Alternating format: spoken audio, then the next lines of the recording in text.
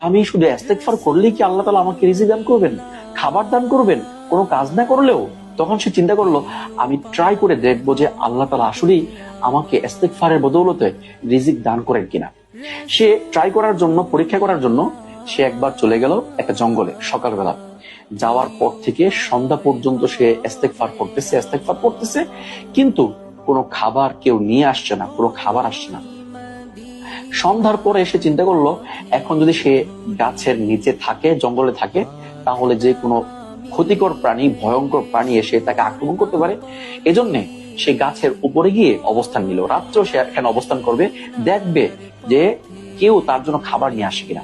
সন্ধ্যা হওয়ার পর দেখতে পেল যুবকদের একটা দল পার্টি করার জন্য, খাবার দাবার রান্না করে খাবে, এই পার্টি করার জন্য আসছে।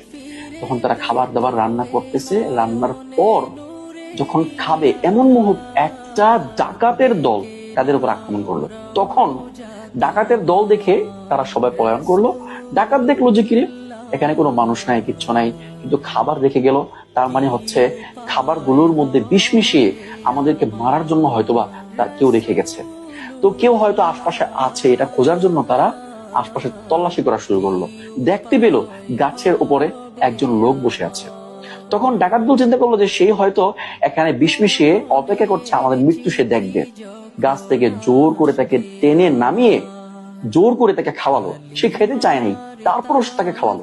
তো সেই খাওয়ার পরে ডাকাত দল যারা ছিল সবাই খাবারটা খেলো।